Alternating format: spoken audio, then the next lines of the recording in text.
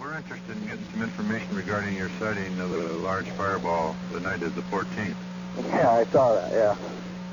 I wonder if you could give us a full description of what happened right from the beginning. Well, let's see. I turned onto the street going to my house, which runs north, and my wife said, look, I looked up and saw not a yellow light, an orange flame ball traveling in the northern sky. From where I was going, it was traveling, looked like a southeasterly direction from where I was at, but I'm not too good on my compass right now. I watched it for a good 3 to 4 minutes from the time I got out of the car, probably a minute before, maybe a half minute before I stopped the car. So I watched it for about 4.5 minutes. And I watched what it seemed to break off. We had one section of flame, then clear sky, and then the major portion of flame. I watched it, and then it faded from sight after about 4 minutes of seeing it. To the southeast? Yeah.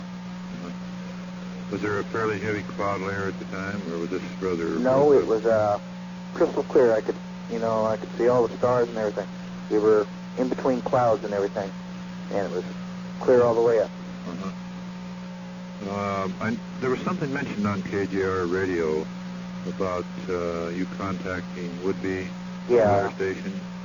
I contacted over there air operations, see if we'd lost an aircraft, and we had all our aircraft accounted for, and I was talking to the lieutenant commander there. I can't remember his name offhand, but he was observing it from the air operations tower. Yes. And he called radar real quick, and they weren't able to pick anything up. I don't know whether it was just too far or what, but they were unable to pick anything up off of it. Now, when you called him, had you concluded your sighting at the time? I mean, had it gone out of sight to you? Yes, it had been out of sight to me for maybe 4 minutes from the time I finished driving home to the time I got to the phone. And then you went in and called this commander, and he said that he was watching it, or he had watched it? He had watched it. He had watched it, okay. And that appeared to be heading southeast. Did it appear to go over the Cascades, or was there too much cloud cover to tell? Well, I don't really... It was heading towards the Cascades. I guess from where it was at, it was in that area of being to the Cascades. I haven't lived here too long. I'm not too familiar with the area around here. But it might have been 60 miles at the maximum from where I was at, maybe closer. I see. Was this, I know visual estimates are hard to tell, but was this fairly high in the sky to you? About what degree would you say it was? Elevation? I'd say I was looking at about 10 o'clock, maybe 10:15 in the sky. It wasn't real high. She was spreading more along the 30, 40 degrees above the horizon. I see. Was it quite large? This is hard to tell, too. Yeah. Let's see. From previous meteorites, whatever I've seen, it was extremely large. It was, I'd estimate, maybe 1.5 miles, 2 miles long. The flame trail was. Yes. The actual head of it I couldn't tell, but the flame was maybe 1.5 miles, 2 miles long. And no change of direction at all while you had it under observation? No, I just kept noticing that it kept flying horizontally. Instead of diagonally like most meteorites, it was going horizontally. That's what made me think of maybe an aircraft, because I've seen them fly horizontally a long time while I'm flying. Yes. And the exact time was about 6:20, you say? 6:20, yeah, thereabouts, because I remember I just returned from the store, and I left the store at 6:15. Have you talked to anyone else who has seen it in your area? I've tried to find a few other people. We have a lieutenant commander in my squadron who was in the air at that time and observed it for a while. I see. And are you in the Navy now? yes, I am. Uh-huh. Well, I was just wondering, had you reported it officially, or have you kind of kept it to yourself? Well, I called my squadron and, did an air operation. And our squadron had, they called some outfit in North Dakota. I can't remember what it was. Something to do with, the observation of these things. Yes. Our skipper called that. Probably NORAD. But other than calling the news station, I wasn't able to catch the number for the research center down there. Yes. To call them. Uh-huh. Well, I sure appreciate your talking to me. If we sent you a questionnaire, would you take the time to fill it out? Sure, certainly. It's quite brief, but we'd like to get this on record. We have other reports of things for the same evening, and we're trying to correlate the flight directions and the times so we can see what we've got, whether it's one or more One objects. or more objects. Right. Yeah. Just in case you should see something else in the future or hear of anything being seen. Yeah. I've seen things before in other locations in Southern California in the desert. But this is the first one I've seen up here. Uh-huh. And is there anything else you can add to this? No, not that I can think of. I thought they had an approximate location where she went down. Well, this is a different case. Oh. This took place at 7:50 the same night. Oh, the one that went down? Right. They observed at 7:50? Right. And I observed one at 6:20. At 6:20. Right. And one was also observed in eastern Washington, approximately 6:25. So we got ourselves a little jigsaw puzzle here. Yeah. I think I'll get some of my books out. They aren't expecting any meteorite swarms that I know of in this area. There was a meteor shower due, but then the flight characteristics there would rule out a meteor anyway. Yeah, that's what bugged me. Do meteorites don't travel horizontally, do they? No way. That's what I thought. Well, thank you very much for talking to me. Thank you. Goodbye. Bye.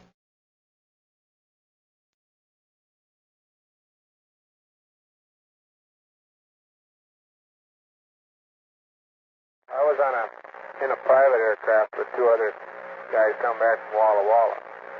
And we were on instruments, so we were at about 12,000 feet. And shortly after we were being on instruments, we were in constant contact with radio, and perfectly clear up there. And just we passed an ear on our left, and we're just going to begin our descent into the clouds. By on the right, we were on a trajectory. If you drew a line from Yakima, we were over the Yakima airport, and then took that vector right on in. So you draw a line from Yakima to Seattle. We were proceeding not quite northwest, kind of a west-northwest direction. Yes. Just we went a little beyond Rainier, and just we know the location. Another guy, Craig Sly, knows it better than I do because he was doing the navigation, but he was beyond a 625 checkpoint, and it was before 635 when we checked again. We went back over the flight plan. Off to the right and to the kind of front of the airplane, which we could trying to go back and looking at a trajectory, say somewhere over Vancouver Island or up in the island someplace, maybe toward Marysville. Yeah. There was a rather bright object, like a moon color, white or yellowish white ball. At first they thought it was a bright afterburner, but it started to increase in size where it got about not quite 90 degrees off to our right, somewhere up toward Baker. It appeared as a white ball with a tight V-shaped cone of multicolored red, blue, yellow sparks, or it kind of looked to me like a comet. Yes. A ball and then a space of a little bit, and then all these fantastic colors following it. We followed it. They followed it a little bit longer. They estimate they may have had it in view a minute, 5, 10 seconds. I figured I had it in view about 45 seconds when they called it, because they saw it a while, and they said, my, it's right after burner, and I didn't pay much attention. They said, God, look at that. And then we followed it, and it was right off our right wingtip. In fact, we had to bank a little bit to keep it in view. And then as it went kind of off toward the Cascades, it burned out, and it started to break up. You could see the yellow kind of, flash off in all directions, and then it faded and was gone. Yes. That's the first thing I've ever seen of that size or that intensity in the sky, but I immediately thought it was a meteor or something burning out. It wasn't like a falling star. It was going horizontal. It wasn't losing any altitude. Yes. And the other pilot, who has 2,000 or more hours flying, just got back on a trip to Tokyo, said that he'd estimate with it slightly above horizon level, and that far off could have been 60 to 90,000 feet. Maybe, 70,000 feet would be his best estimate. And that if that thing burned out and dropped, and say it would be probably been over the Cascades, it was kind of headed on a trajectory we figured parallel to us. Might have landed someplace like Grand Coulee if it landed at all. Uh-huh. But that's the trajectory kind of from, say, Bellingham to the Coulee Dam would be parallel to our Yakima to Seattle, and it looked like it was paralleling. It could have been going more west to east. In other words, staying up, parallel to the border. Yes. It's very possible to detect. But it wasn't coming anywhere like toward us because we had no, fear like anything was going to happen or was going to get near the city or anything. Right. And what was the approximate time, would you say? Between 6:25 and 6:30. 6:35. It'd be about 6:30. It would be, and that's accurate because it's between two checkpoints. I see. Okay, well, this is very interesting because we got another report from a woman in Soap Lake, in the Soap Lake area, said that she saw something about 6:25, which was traveling approximately west to east or northwest to southeast, and it burst in the area over there. It looked like there was one of these large aerial bombs going off. That would be about where I would say it could have terminated. I tell you could check with Seattle Ground Control. There were 3 other pilots confirmed it on the air. We didn't. Uh-huh. There was a Northwest Airlines flight pilot. Northwest Airlines, have you got a bright object on your radar? He asked. And United Airlines said, I see it too. United Airlines, he said, I also have it in view. And then a fellow was using a twin Comanche. He was commenting on it and they carried on a little dialogue with ground control. The ground control said they didn't have it on, nothing showing on radar. Uh-huh. I could distance away, show us the distance away. But there'd be 3 other pilots that verified it, and it would be someone, and they would have to have been on instruments, so they would have had to file a flight plan, and I know one was Northwest, one was United, and one had a twin-engine Comanche. Yes. I don't know the destination. Ours was Boeing Field. I assume the other 2 were SeaTac, going to coming. But, would you say that would be in sight long enough for radar to pick it up? I don't know that much about radar. Mm-hmm. It was really moving. I mean, we knew it was a long ways away, 100 miles or so, or, 50 to 100 miles. It was out there. It was nowhere near us, and it went from the front of the plane right on back, kind of toward behind the plane. Yes. Which would have to be, knowing you'd have to be 150, 200 miles. Just a second. Somebody doesn't know I'm on the line. Okay. Yeah, okay. Fine. I wonder if the other 2 gentlemen who were with you would object to my contacting them. Oh, I doubt it. I've got, just a second, I've got somebody on the other line. Okay. Okay? Yes, just a couple more questions. In your opinion, would you consider this a meteor, considering the time that it was in sight? Yeah, it was too large to be anything else. I mean, it was, although I've never seen a good-sized satellite, I guess I don't know how large they are, but this was a one good-sized mass. I've heard of satellites coming in and burning on empty, I don't know how large those satellites are, is what I'm saying. It would be something, I would say it's a meteor, yeah, because, I thought it was a comet. Yes. When I first saw it.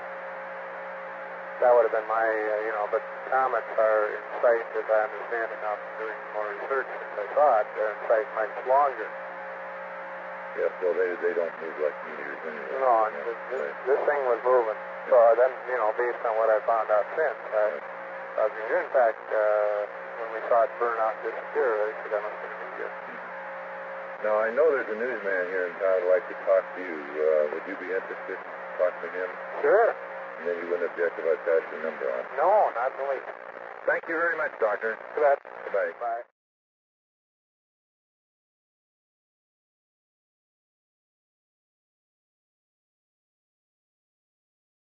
I wonder if I could get a rundown on that little experience you had the night of the 14th. Yeah, okay. Did you get hold of Steve? No, I couldn't get through the office. The phone was busy, and then I tried to get his number from information. Oh, yeah. Okay. Well, we were flying along at about 900 feet between Bainbridge Island and Seattle. Yes. Right, I was about the midpoint northern tip of Alcott. And all of a sudden we seen this bright thing come across the sky. And it looked like, on a flight path, you might say it would look like it had come out of, say, Kingston heading for, Seattle. Yes. Okay. It had a long, flaming tail on it. Like a jet or something, Yes. Okay. And it proceeded along there and heading towards Seattle. And we noticed at first it was probably right midpoint Puget Sound, in between the two. And we both watched it real careful.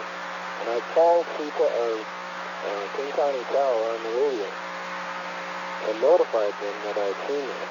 I didn't know what it was. It seemed to have a body to it. Kind of I don't know. A glow? Yeah, a main glow in front, and then, with the trail behind it. Yes. Right. It stayed on its normal trajectory, heading towards the Ballard area. And then all of a sudden, as it got over towards the Ballard area, it really glowed. It just really came on strong. And the tail seemed to die off, and then it disappeared. I see. Now, did you get a pinpointed time on that?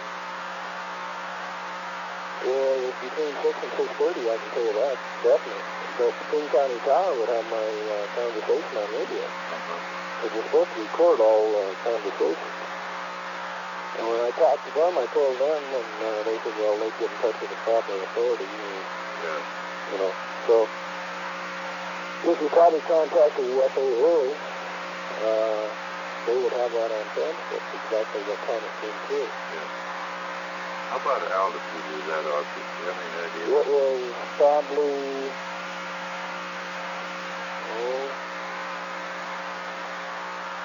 I was looking through the cockpit there. So it was probably sitting anywhere from 1,000, right around 1,000 feet, a little higher maybe, 1,200 to 1,000 feet. And that was, in other words, you wouldn't have to look up. No, I did not look up.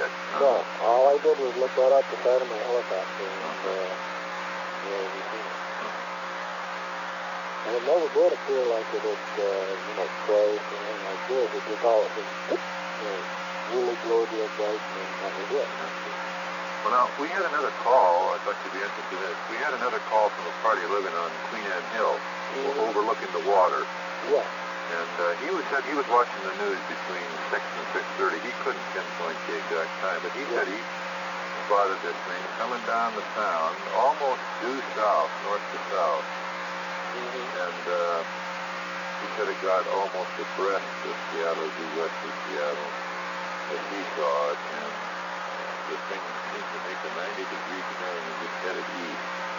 Well, that could have been very well, but like I say, that would put it on a southerly course if it was heading towards towards the Kingston area, heading towards the Ballard area. It would be on kind of a southerly course.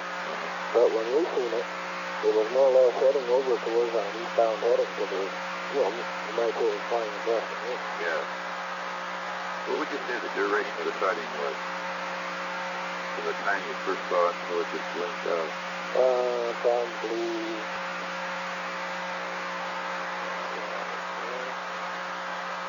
a good solid minute. Minute, maybe more.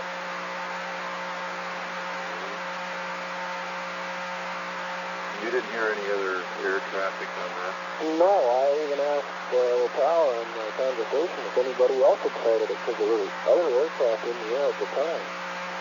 And in fact, it was kind of hard to watch this thing and keep an eye out for other aircraft, because I was paying more attention to the thing that was going through the air, whatever it was.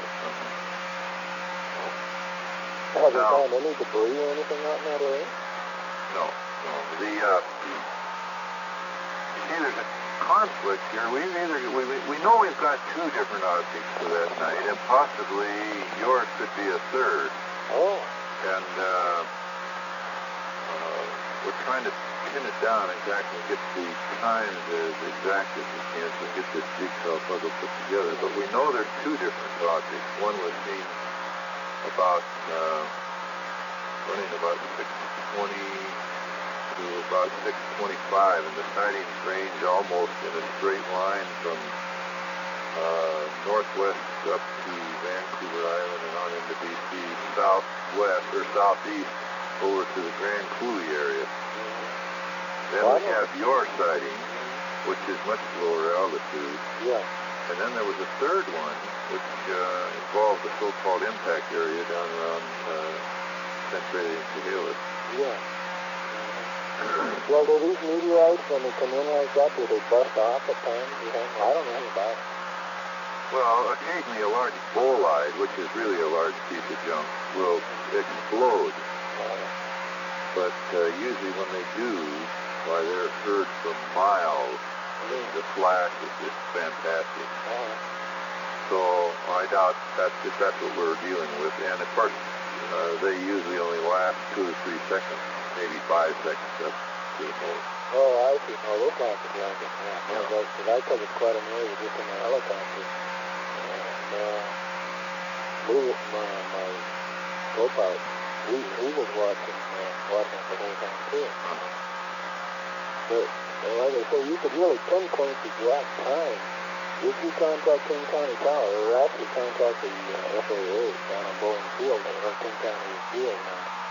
And we're supposed to transcribe all that stuff. Yeah. This object was traveling in a horizontal trajectory? Yeah, kind of a, well, I don't know, say you were at 1,200 feet, and it kind of looked like he was heading down towards Seattle, towards the Ballard area, and then, poof, it just went on. But I could see that, at least I thought, I didn't think it crashed. Yes. Okay, now if we send you a short questionnaire, would you have time to fill it out? Sure. Thank you very much. Thank you. Goodbye. Bye.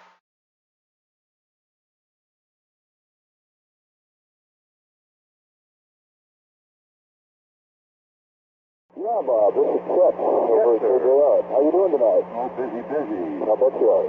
What's new down there? Well, I lost in all the confusion that was here last night. I lost the names and numbers of those hunters that you'd had. Okay, coming up.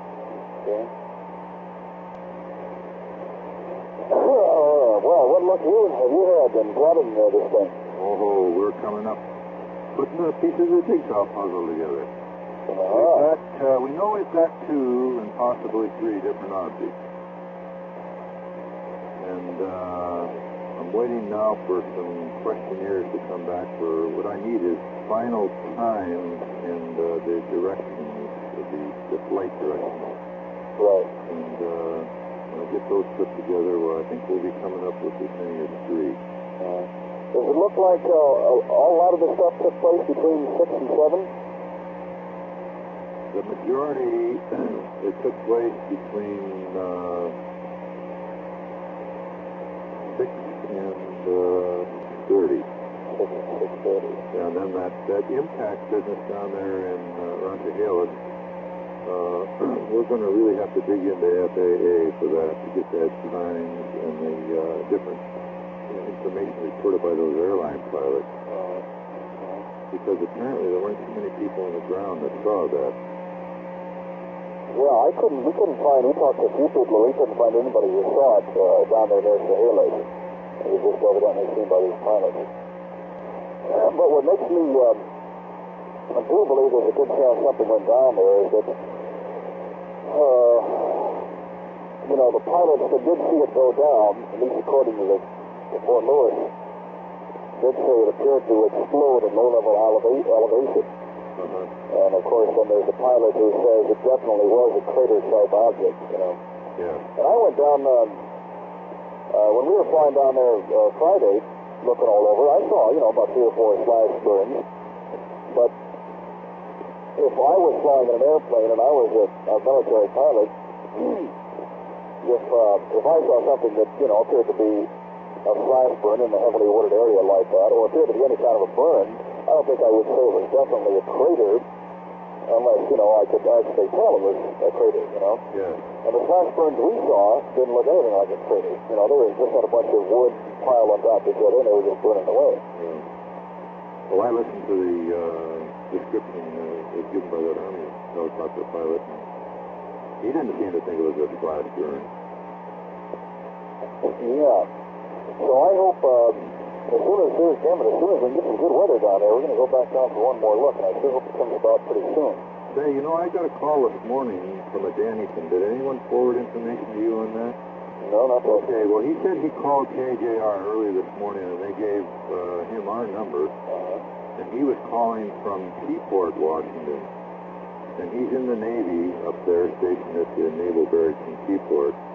And he said he saw an object came down and just scared the hell out of him about 6:20 or, let's see, 6:10 this morning. He said it was about 200 feet off of the ground. You're kidding me? Yeah. I thought maybe that you would have got it, being that he called in there first. I'll be damned. Well, Les must have talked with him or somebody. I'll be damned.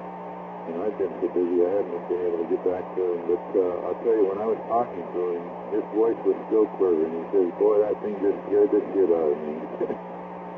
Oh, I'll be damned. Apparently it came down real low, and it was moving fairly slow, and the glow around the object went out so he could see a little bit of the superstructure. Did he say it appeared to be a craft? Yeah, he said some kind of a rectangular shaped object with louvers on it. With what on it? Louvers. I'll be damned. I also got a hold of that doctor. Oh, you did? You want his phone number? Yeah, as long as you got it there. Okay. And he said he'd be happy to talk to the newsman. Yeah,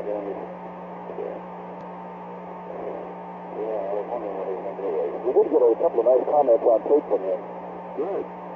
So, I wish we individuals here had more time to run this thing down. It's just that, with being here and having to get the news on, it just doesn't need too much, afterburner energy. Right. It takes a lot of investigation. Oh, God, it is all those. Yeah. Well, I'll tell you, as soon as the weather clears, it leads up on down there. I'll make sure that you're one of the first to know what if anything we happen to run across. But I have a feeling right now that if anything was down there, I have a hunch whoever officially was in charge of looking for it may have gotten in and gotten out what they wanted to. Because I do know that restriction across the area just came and went awfully mysteriously. Sure. Well, they could send the ground party and there was no problem.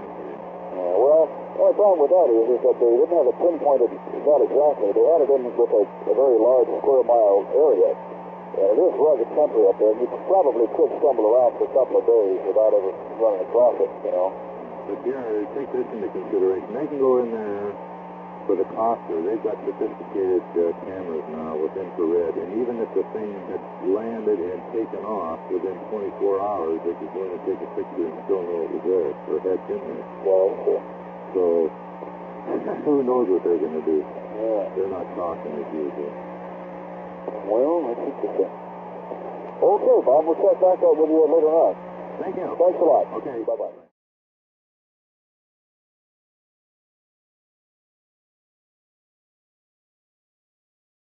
Yeah, Bob, this is Chet. Yes, sir. How you doing tonight? Not so bad. You looking forward to Thanksgiving? Oh, you bet. You get tomorrow off? Nope. Oh, you kidding. Working days. Oh, son of a gun.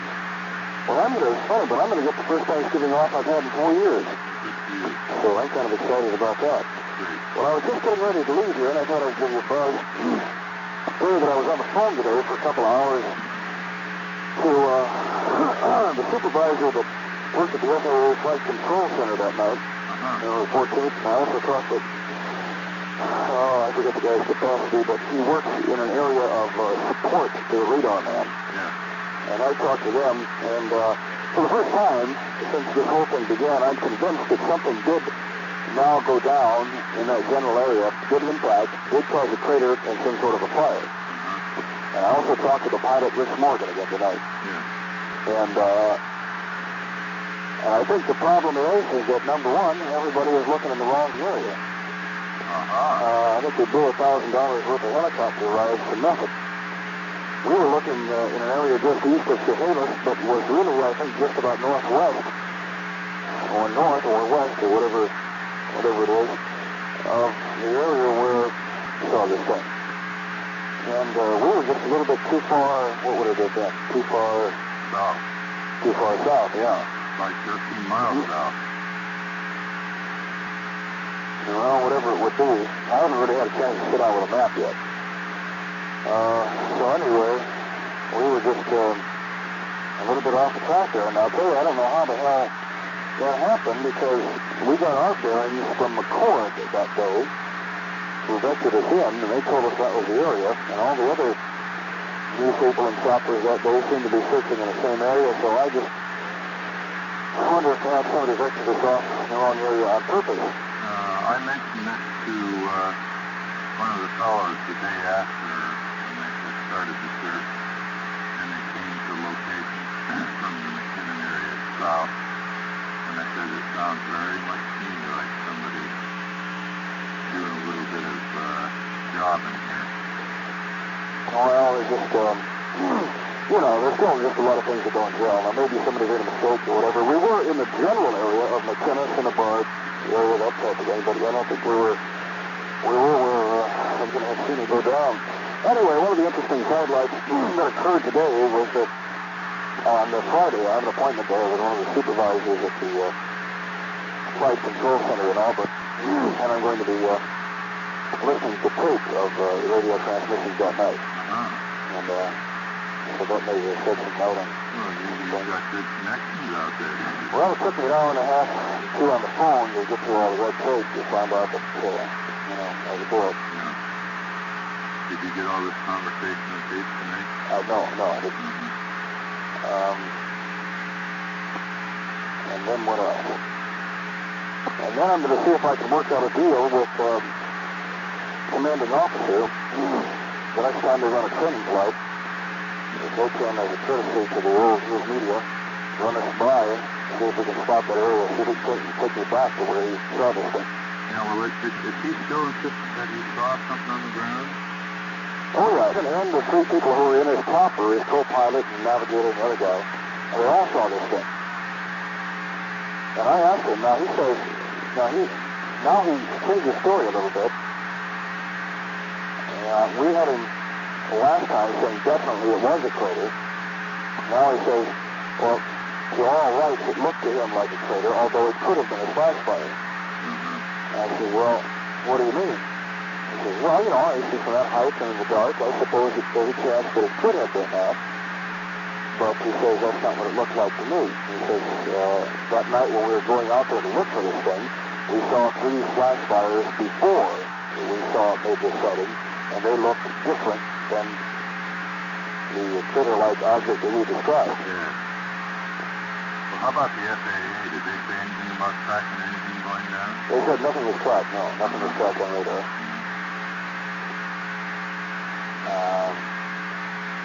I will double check that Friday when I go out there. But also what was interesting was that 2 pilots, 2 private pilots were the ones that had seen this thing go down. They'd seen a large white flashing object, or whatever, not flashing, but, you know, a large bright object. They through the clouds, and appeared to explode at low-level elevation or appeared to have impacted with the ground. And it was at this point that they were, you know, talking back and forth to the FAA. So the FAA told McCord and asked him to send a chopper out. Well, McCord, I guess, evidently got in touch with Fort Lewis, and that's where Rich Morgan came into play. And so that's how all of that happened. But the chopper, the first fixed-wing civilian pilot indicated to the guys at the FAA that he knew a flash fire when he saw one. He said he worked for the Forest Service, and that what he saw was definitely not a flash fire. Earl, I forget his last name, but Earl somebody, I have it in my notes, who was supervising that night. I asked him, you know, what he thought about it all. He's been there 20 years. And he says, well, they are satisfied from the eyewitness accounts that were flying around that night that whatever it was not a flash fire. Oh. He did say that they got some ETR or ETI signals that night, and what that is that's an emergency locator transmitter. Right. In case a plane goes down. Yeah. And at first they had feared that it might have been a plane that went down. Well, of course, no planes that they know of have been reported down. And they were sporadic signals, they couldn't really pinpoint or anything.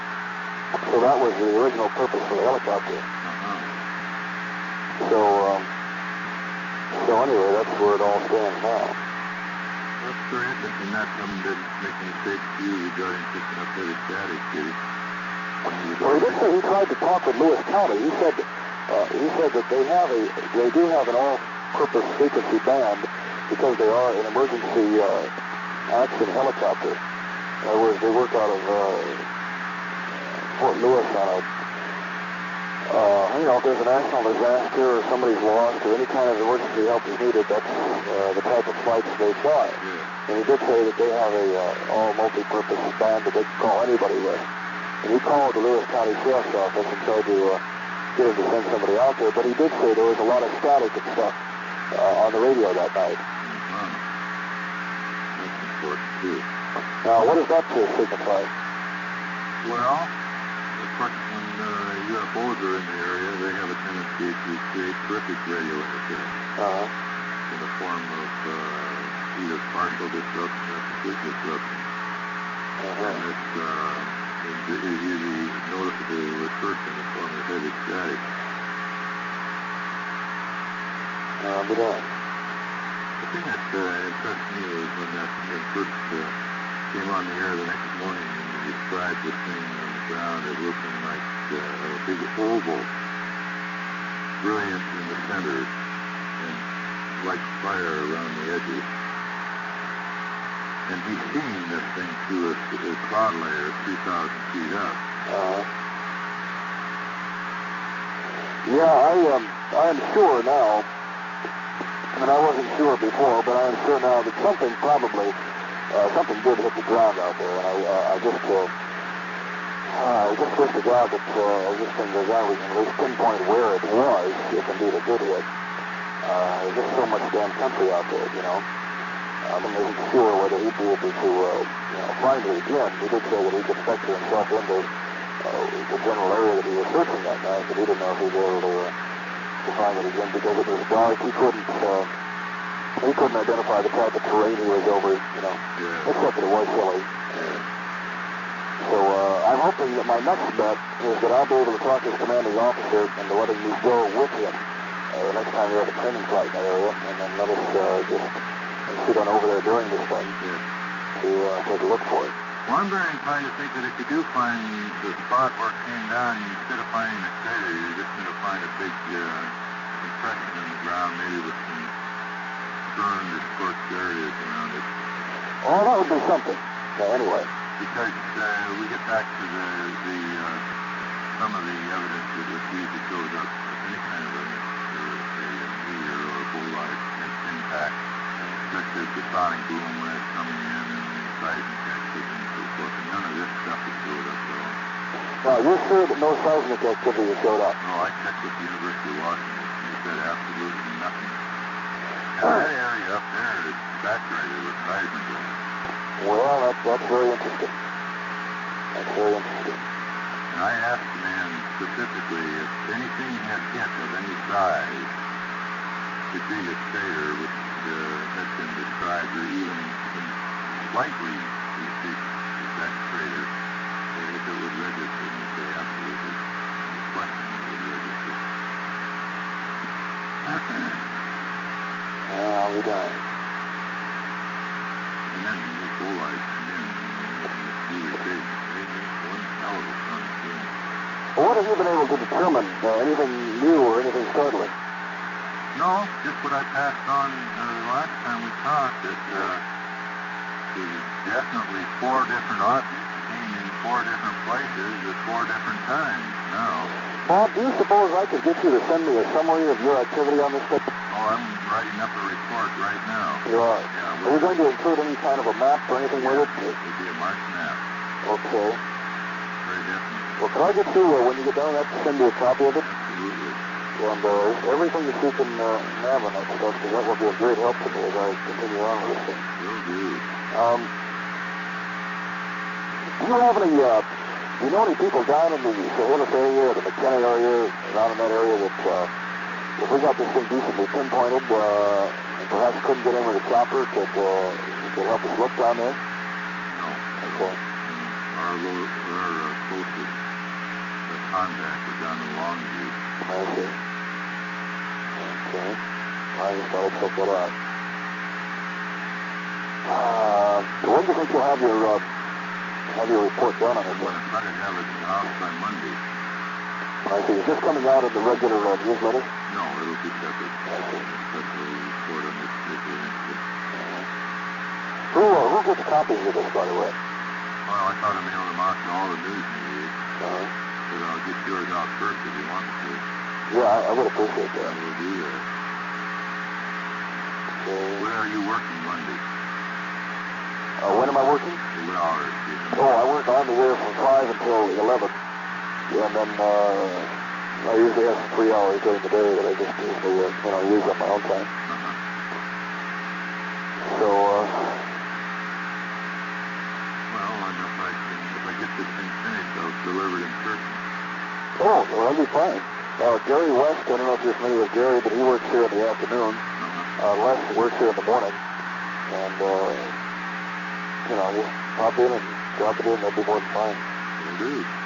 Okay, Bob, we'll talk to you later. Yeah, well, I sure appreciate you letting me know what's going on. You betcha. And have a nice day tomorrow. Yeah, if I get that, when I put from that tape, I'll see if I can tape it with my machine and take it from there. That'd be great. Okay. Thank you. Bye-bye.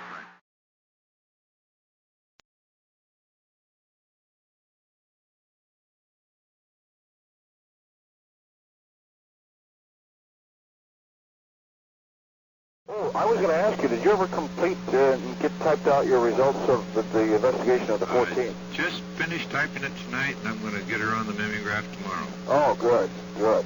I spent all day one day out at the FAA Flight Service Center in Auburn. All right? How'd you make out? Well, I finally got through that tape, and they let me listen to the tape that night. Then they also let me run off a copy of it. And I have conditional permission to broadcast. And what I have to do now to get the final permission is they would like to hear what we're going to do with it. I see. And their concern naturally is that we don't make misuse of the tape. In other words, give somebody the impression of something that didn't happen. Right. So I still have yet to type out the rest of the story. And what I'm going to do is just do a recreation of that night and let people know what happened at what time. And it's interesting that one of the supervisors out there, who was kind of handling me that day, as you say, he just tried to, poo-poo the whole thing, and there was really nothing. And he'd listened to the tape, and there was nothing on there. The tape is very significant. There were at least, I can't remember, I got all the information at home. There were 4 or 5 aircraft involved. And here's how it all developed. If you're interested, Definitely. Okay, here's how it all developed. The first call came in about 7:48. Now, when I say the first call, I'm saying the first call regarding this McKenna thing. Yes. Earlier in the evening, they had reports of what had been described evidently by pilots as high-altitude meteor showers, which are evidently a fairly common occurrence. Yes. And now these reports were about 5 o'clock that night. Then at almost 7:48 on the nose, if I recall correctly from my info, the first report came in from a small private craft identifying himself on the tape as 20 X-ray.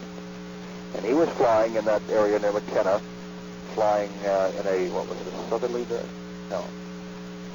Well, I forget the direction, but he was, approaching the Seattle Flight Services area that they're responsible for. Yes. And he called in, and he says, 20 X-ray calling Seattle Flight Center. It looks like something just exploded off my right wingtip. And they asked him if it looked like an aircraft, and he said he couldn't tell. And then a United commercial jet, evidently flying up from Portland, the captain calls in and says, this is United Flight, whatever it was, reaffirming that Seattle Flight Center. All 3 of us saw it. Looked like it was an explosion either on the ground or I think or low-level elevation. And then 20 X-ray butts back in and says, well, it was high in the sky when I saw it. Okay, at this point, Seattle Flight Center thinks that maybe a plane might have gone down. During this time, they're describing what appear to be fires down below. Yes. No, wait, I take that back. That's later. So at this point, the FAA is concerned that a plane might be down, and so they ask him about fuselage and did it look like a plane or whatever. Then Seattle Flight asks the United pilot if he can look over on his left because he is flying parallel to 20 X-ray. And 20 X-ray saw this on his right wingtip. So he asked the United pilot, who was flying in a parallel direction, only quite a distance apart, if he could look to his left and see anything on the ground. To which he says, yeah, it looks like 3 fires down there, one big one and some smaller ones around it. Okay, at this point, another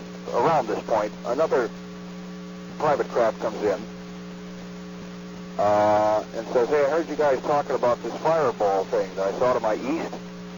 And then the Seattle Flight comes on and says, no, sir, that would be in a different direction from where you're at. And he comes back on very distorted, but you can make him out, and he says, well, I saw a fireball fall out of the sky. Okay.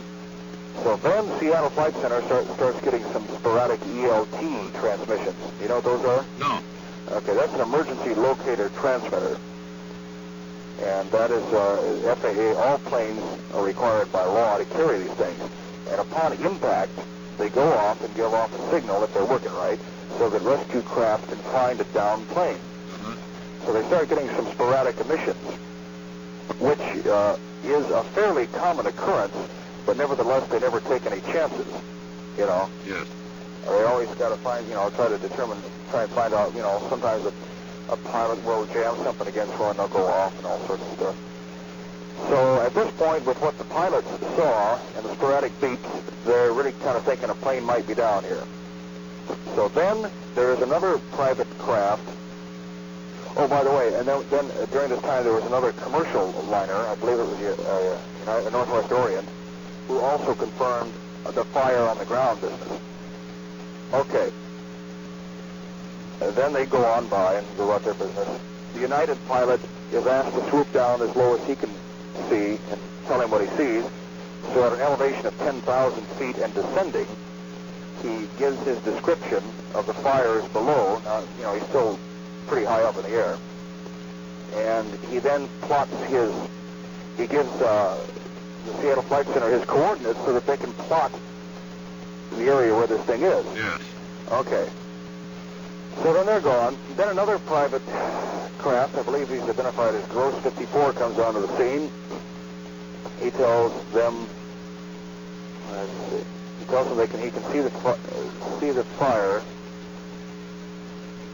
and stuff, and they ask him, now they're thinking heavy, it's a plane down this time, they ask him if he would be kind enough to dip down in and see if he can take a look. Okay. He does, and now at this point, the only two people who got fairly close to what it was on the ground was this guy in, I forget his identification, what he identified himself as. Well, I think it was 26 Quebec. 26 Quebec, and later on, the Fort Lewis pilot were the only two guys that got in low enough, right? Well, this is what happened. Anyway, the other four planes were up pretty high. But 26 Quebec says, yeah, he'll go down and take a look. So I guess he swoops down to about, 4,000 feet or something. And lo and behold, he gives the same, almost to a T, the same description that he gave the military pilot.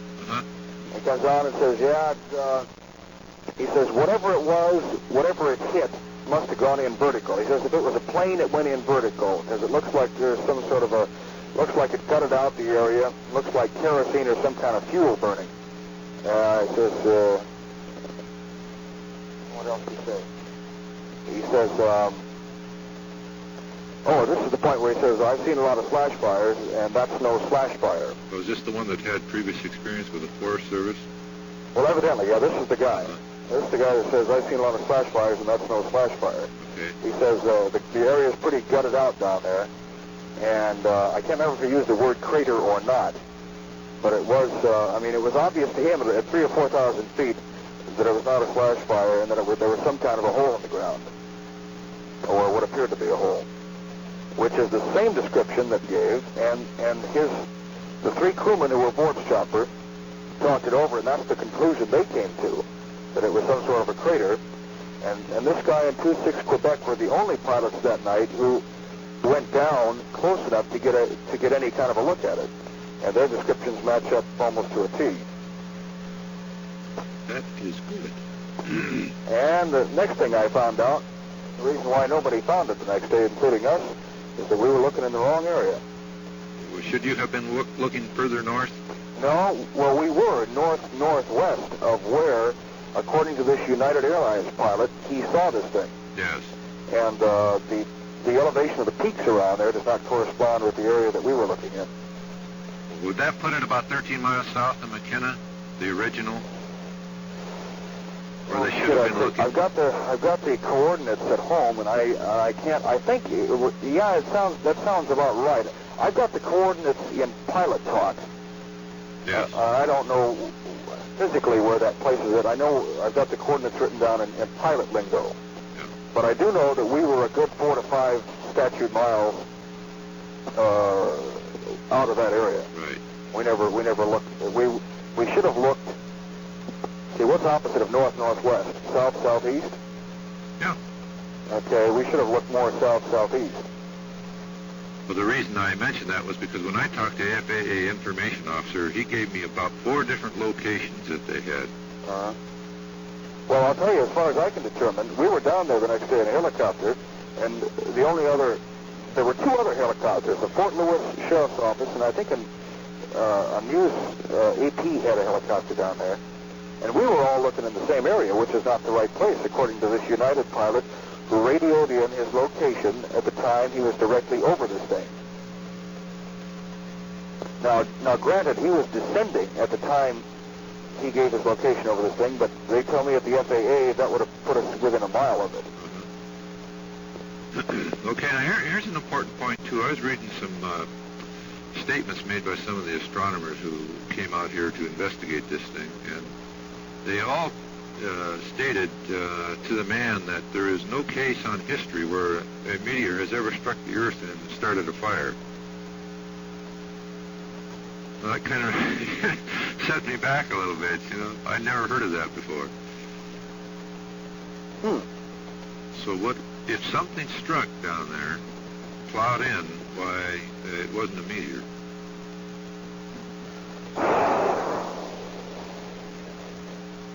Well, you know, I would tend to think that if it weren't for the description that you gave and this guy in 26 Quebec gave, I would tend to think it was a slash fire.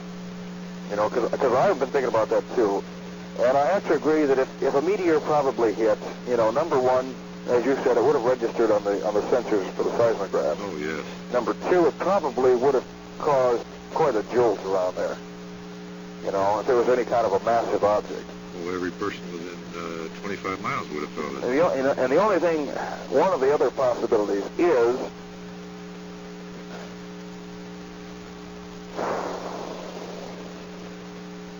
that's why I was interested in getting a hold of that, because I tried and I didn't have any success. I wanted to find out whether he really believed he was looking at a crater. Oh, I told you I talked to him the second time, didn't I? Yes. And he told me again the second time, the way they came to the conclusion that it was a crater was that they had passed 3 slash fires before they got to this one. And to him and the 3 other guys who were aboard, it looked like a crater. Uh-huh. And that's how they came to that conclusion, because it didn't look like the other ones. South of the Mossy Rock Sinbar area. Uh-huh. And they had climbed this hill so they could get a good view of the area around it looking for deer. And they got to the top of the hill and they looked north, and here he says it was almost in a straight line between Mossy Rock and Sinbar, and he figured off into the Sinbar area was this huge, glowing white object hovering above this hill right over the treetops. Uh-huh. And they watched this thing for about 7 minutes. Said that it remained stationary for several minutes and then it started moving upward. And he finally got the binoculars on the thing, and he said it was so big that it took in about 3/4 of the binocular view. And it moved off to he must have got a pretty good shot, a pretty good look at it then. Yes, very definitely. He said there was a rotating band around the center of the object, and as it moved upward, it changed from white to pink to red, and as it built up speed, it got up to a bright red and then moved off to the southwest. Did he notice any windows or anything? No, just the light effect around it. But it moved out of the Sinbar area. Now I'm wondering, you know, how high did he say above the treetops it was? Right at the treetops. Uh-huh. I haven't had a chance to get back to him. He was calling from the job. He works for Weyerhaeuser. Uh-huh. And he was calling from the field, apparently because he and his boss had worked all morning trying to find an organization to report this to. Uh-huh. And he finally got through to us, and I'm going to call back this week to his home. He'll be back out of the field, apparently. Uh-huh. He works with research of some kind out in the forest.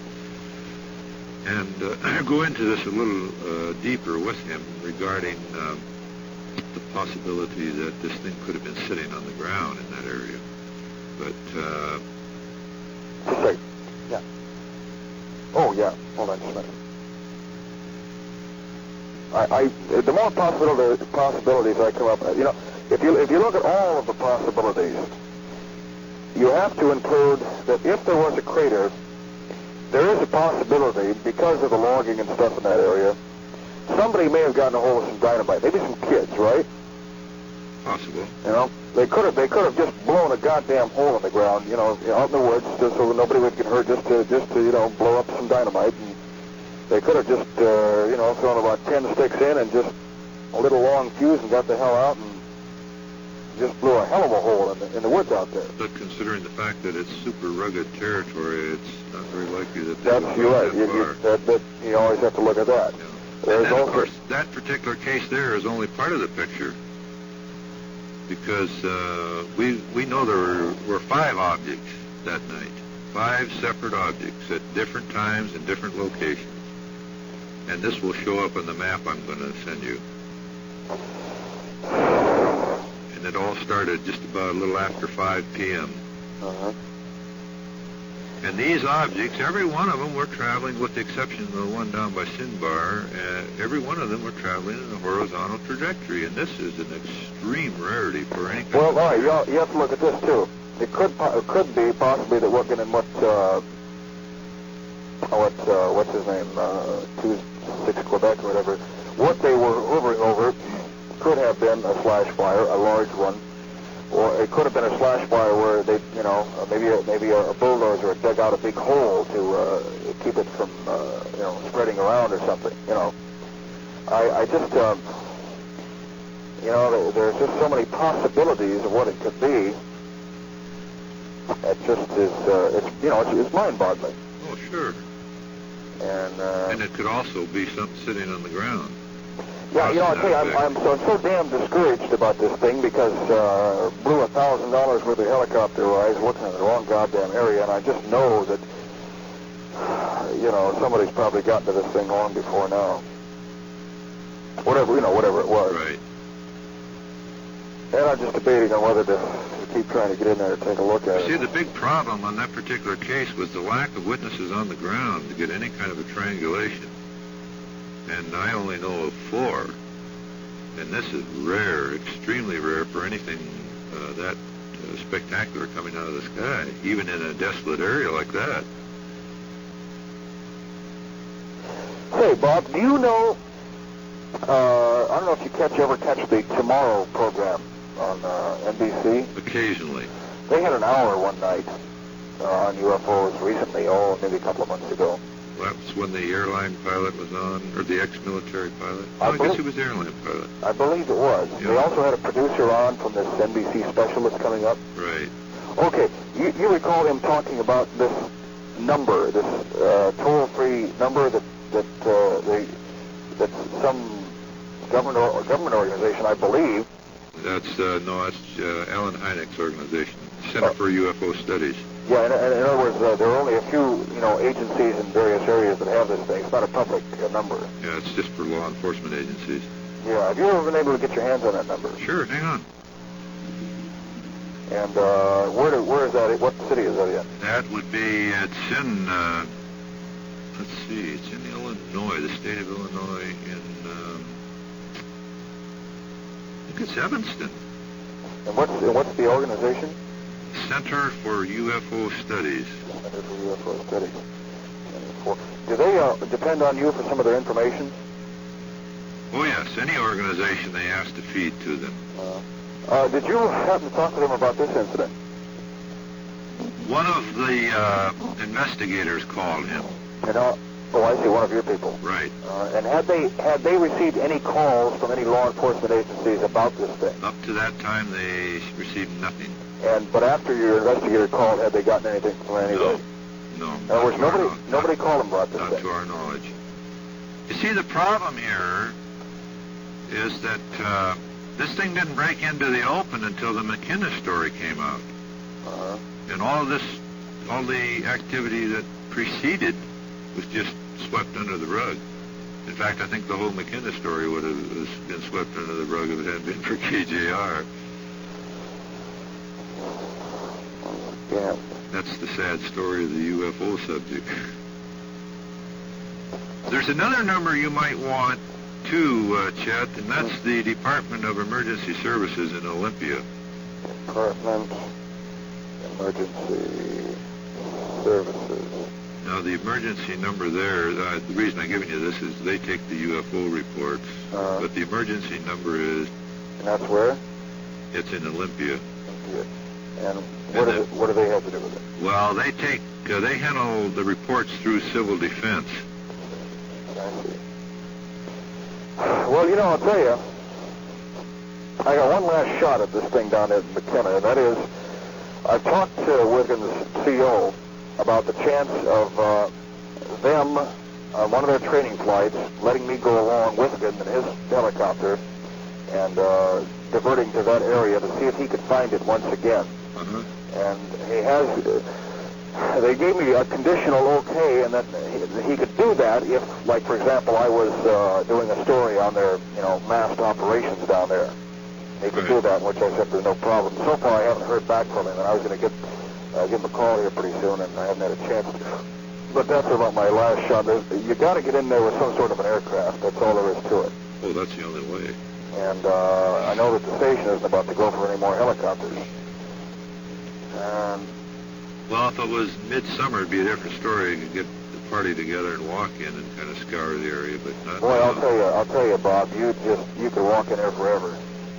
I mean, it's so thick in places. I mean, there's a lot of logging roads, but it's so thick that shit, you could be 10 feet away from something there and all that huge forest land and not see it. Right. It'd be a waste of time, unless you had it pretty well pinpointed. And so anyway, so that's that. There's one thing I want to find out. If we get a UFO scoop story, how do we get a hold of you if you're not working? Yeah, this damn thing, God, I'll tell you, it just, it irks me. I mean, it irks me that somehow, I want to believe that nobody did it on purpose, but somehow we just didn't get the right stuff, you know, the right information to get on there and look for it. It just really irks me. Well, let me put it this way. If something came out of the sky and that thing was tracked by McCord radar... Which they say it wasn't. Yeah. Which says possible that it was. Uh-huh. But if it was, and they knew that there was something on the ground, an unknown on the ground, they would have sent the search parties elsewhere.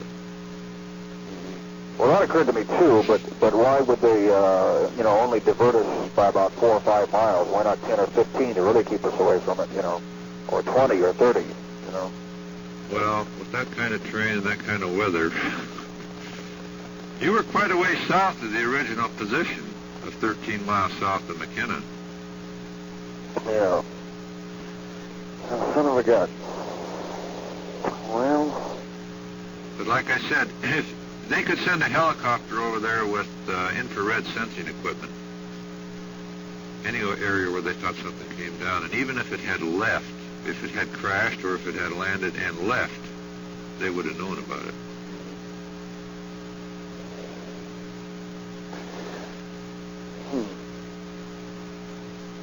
So I think it's just going to end up being another one of those mysteries. Yeah, it's possible. And it's also possible that the Air Force didn't track anything, that nobody tracked anything, and that all the Army knew about it was that Morgan had been diverted on a training flight because the FAA thought a plane might have gone down. And he went out there and he saw, a flash fire, but no fuselage or anything, and so he came back and they let him drop at that. It's, it's also possible that they're pretty quick to cast off things too. I mean, yes. Policy. Yeah. Well, it's awfully. Well, it won't be the last incident like that to happen around here. By the way, Bob, just diverting for a second, did your man ever check out those photographs from the family? He presented them to some people who were supposed to be photographing experts or knowledgeable about photography. And they said that they couldn't do a thing, really. They looked suspicious, but they couldn't do a thing unless they had the negatives and had a chance to wash the negatives out and inspect them. Yeah, right. Have they gone anything beyond that point? No. Okay. Why did they have to tell you why they look suspicious? Perfection. Too good a shot, huh? Perfection, and the fact that the young man who took the pictures was a student of photography in school, and had all the equipment and so forth to do what would have to be done to get pictures like that. But well, I thought they were pretty good shots myself. But the only thing that keeps gnawing about me about that is that I just don't see the mother and the daughter and the son coming in here and given a good story. Yeah, I mean, they got no money. They got hardly any PR out of it. And the only reason they had called here, because, we had done one story. Well, actually, we did a story one night about a couple of people who saw something near their area. And they had called in to say, just a couple of weeks before, my daughter saw this thing in the sky, and she came home and got me and my son, and my son grabbed his camera, and we went back, and he got a couple of pictures of it, Right. So it kind of evolved from that, and Well, that leaves the door open. Right? Yeah, God, I wish, if you get a chance to talk to that guy, I wish you'd, see if he could kind of run that down and at least confirm whether or not those negatives are phony, or whether, whether the pictures are phony. I just was so impressed by their, how would you say it, their average Americanish, I mean, you couldn't have found 3 more average blue-collar type people, I don't think. Yes. And, I know that he was working on that, and then this thing of the 14th came along, and that really threw us off track, because we've been really hitting that pretty hard. But I'll get him on that again and see if we can't get up over those negatives and get some results on it. I'm kicking around the idea that maybe I could put together, with this, the reports, with the tapes of the tapes I have of the FAA Flight Control Center that night. Yes. I'm kicking around the idea, maybe it might not be a bad idea to put a half-hour program together. Use that as the intro, and perhaps have you with your findings following that, and then maybe we could bring in, or perhaps a doctor or somebody. That would be interesting. Yeah, I'll have to think about that. But that was really a special night, I'm telling you. Yeah, it was odd. I must admit, and I, like a lot of other people, are attracted by oddities. And I was the thing that I'm most amazed about is that couple from Tacoma, whose name I can't recall now, who called me, and the conversation between, I guess it was Michigan and the Lewis County Sheriff's Office had splashed over, and they had heard everything right on. I found out later, except the part about the ground troops moving in. Yeah, that was really great. And she was damn sure that that's what she heard. And naturally, when I talked later with the Lewis County Sheriff's Office, I found out that that's what the conversation had been. The thing is, really put a lot of support under the events of that night, or at least one of the major events of that was the object that passed from the northwest to the southeast. I got several letters from people up on Whidbey Island, and several from the Navy personnel up there, including the commander of a naval flight, which had just landed. And they were parked on the runway at the time. And he was looking due north. He gave all the proper coordinates. And he said when this object came into view, it moved across the sky from northwest to southeast. And they watched and watched and watched and watched. And he says they watched that thing from 4 to 5 minutes. He was timing it with his clock. And he says he's never seen anything like it. Well, I'll be damned. And then I got one of our contacts up in Snohomish County, got a chance to talk to a lot of the sheriff's deputies that were looking for the escaped prisoners up on Camino Island at the time. And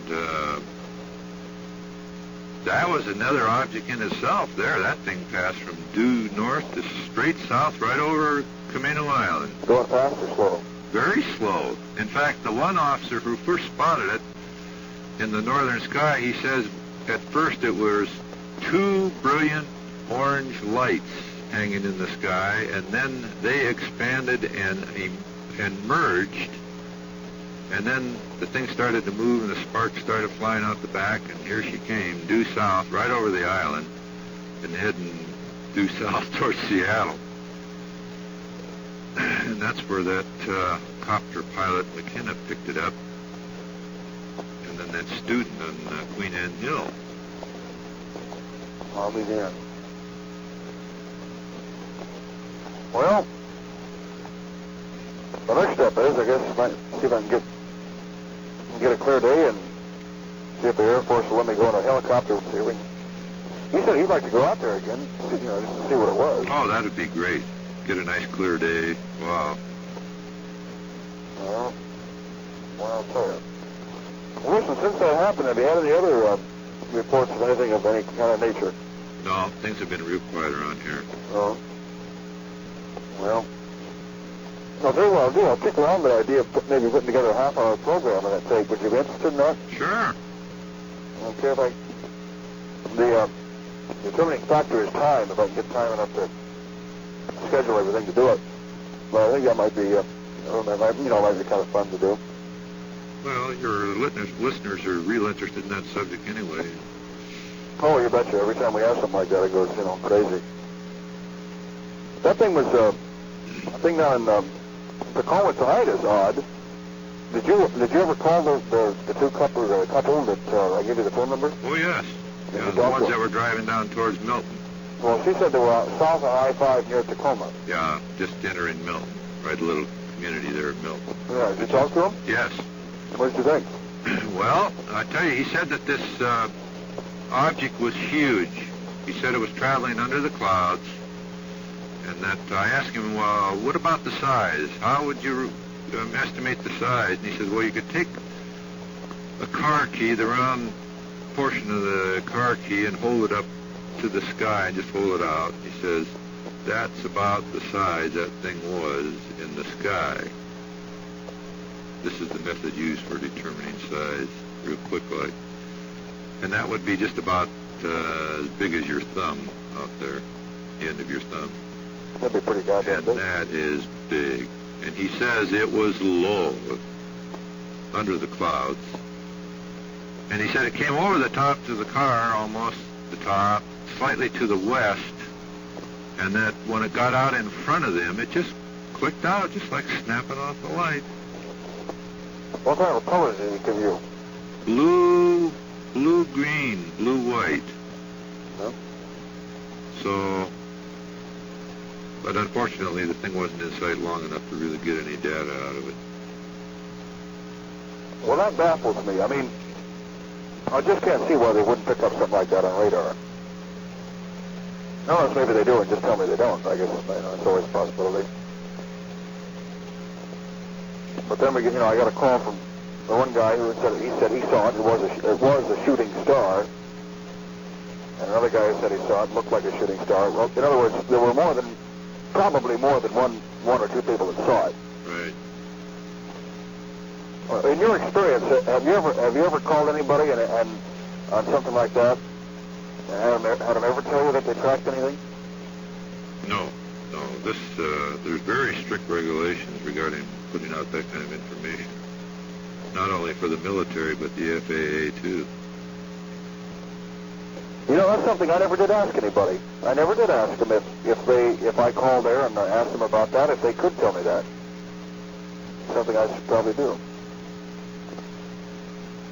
Well, listen, Bob, we're looking forward to receiving your information on that. I'm going to try to have that in the mail tomorrow.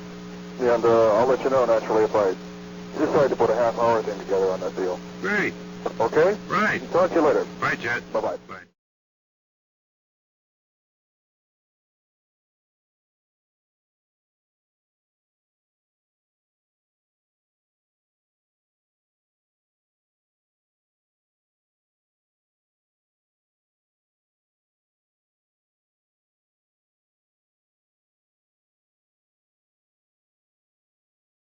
Yes, sir.